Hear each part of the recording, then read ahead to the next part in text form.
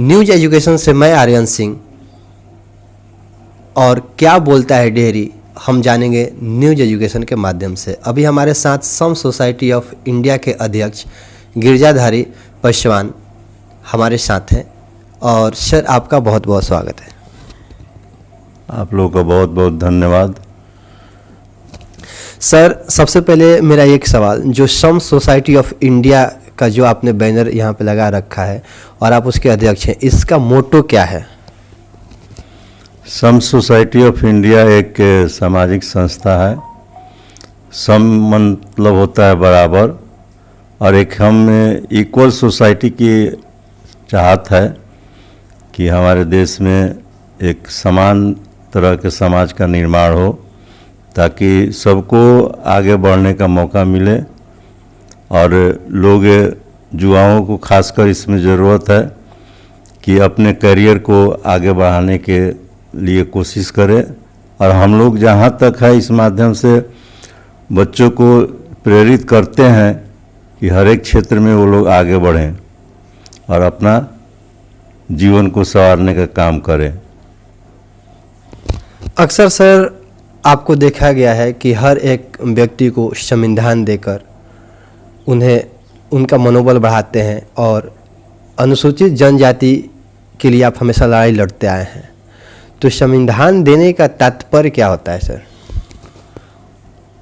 संविधान किसी भी देश का आत्मा होती है, और हमारे देश का भी एक लिखित संविधान है, जो कि पूरा देश जो है संविधान के माध्यम से ही चलता है।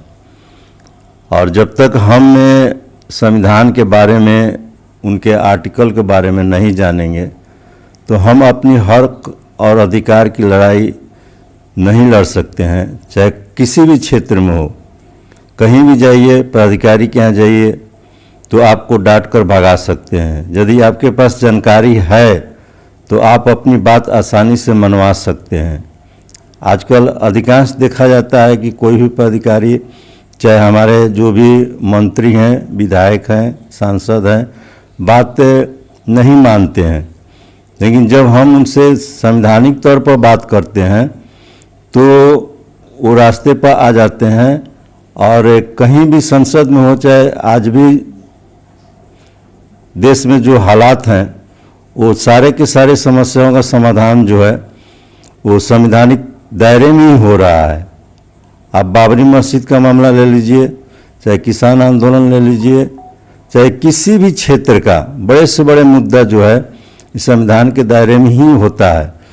तो हमारे लोग जब तक संविधान के बारे में नहीं जानेंगे, तो इसको हम लोग चाहते हैं कि संविधान के बारे में सभी लोग जानें, और प्राधिकारी हैं वो भी जाने, और सामने जनता है वो भी जाने, ताकि जनता को भी सम्मान मिले और प्राधिकारी को भी सम्मान मिले।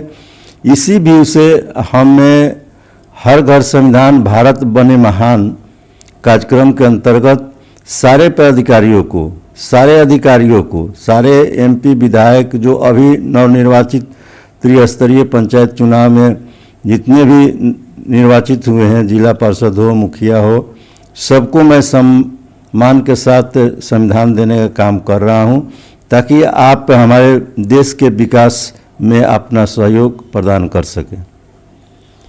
जैसा कि आप लोगों ने सुना कि संविधान देने का मोटो ये है कि उसको पढ़िए और उसके बारे में जानिए, और उसी के बनाए हुए नियमों पे हर एक काम अपना करें। सर, एक और सवाल मेरा आता है कि अनुसूचित जनजाति के लिए आपने बहुत बड़ा योगदान दिया है, या आगे भी अनुसूचित जनजाति के लिए आप समर्पित रहते हैं। तो अनुसूचित जनजाति में जो युवा हैं, पढ़ाई से कहीं ना कहीं भटक रहे हैं, उनको मार्ग पे लाने के लिए क्या किया जाए सर?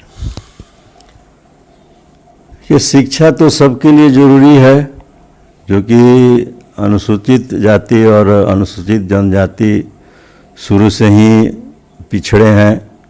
इनको जो संवैधानिक तौर पर सुविधाएं मिलनी चाहिए वो आज भी नहीं मिल पा रही है। और हम लोग तो बहुत छोटे से लोग हैं, हम लोग उनको केवल प्रेरित ही कर सकते हैं, एक माध्यम बन सकते हैं, लेकिन उनको कोई साधन नहीं दे सकते हैं। इसके लिए सरकार पर हम लोग जो जनता के द्वारा है उसकी आवाज़ को पहुंचाया जा सकता है।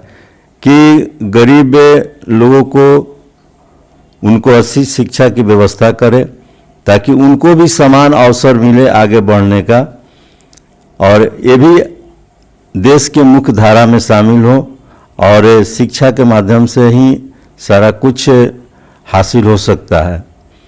ये शिक्षा ही एक ऐसा चीज़ है कि इसमें किसी प्रकार का कोई भेदभाव नहीं है, कोई जातीयता नहीं है, कोई धर्मांता नहीं है। जिसके पास शिक्षा है वो उसके पास जीवन प्रयत्न उसका अपना होता है। शिक्षा के माध्यम से ही लोग महान बनते हैं। तो इसलिए हमें जो भी हैं SC ST के लोग हैं और उनको बच्चे को ज़्यादा प्रेरित करने की कोशिश करते हैं कि शिक्षा सबसे बड़ी चीज़ है, आपके जीवन का अमूल्य धरोहर है, इसको हासिल करें तो आपको जीवन का सारा सुख और सारा सम्मान और बड़े बड़े ऊंचाइयों तक आप पहुंच सकते हैं। एक सवाल और सर डेहरी के लिए, चूँकि मैंने बताया था कि डेहरी पे हम लोग करेंगे बात। अभी कुछ दिन पहले एक सत्यनारायण विधायक जी का इंटरव्यू के माध्यम से मैंने देखा था, एक चैनल के माध्यम से उन्होंने बताया था कि डेहरी के विकास में कहीं ना कहीं अभी नवनिर्मित विधायक फतेह बहादुर जी का हाथ है। डेहरी का विकास वो नहीं चाहते हैं, वो अपना विकास चाहते हैं। तो इस पर सर आपका क्या कहना है? देखिए, चूँकि ये राजनीतिक मामला है और मैं एक समाज से जुड़ा हुआ व्यक्ति हूँ, फिर भी जहाँ समाज की बात आती है वहाँ राजनीति आ ही जाती है। इसलिए उस अगर व्यू से देखा जाए तो एक न सत्यनारायण यादव दोषी है न फतेह बहादुर दोषी हैं। आज डेहरी में मैं 55 साल हो गया मुझे रहते हुए, मेरी उम्र 55 साल से, मेरा जन्म कर्म यहीं पर है।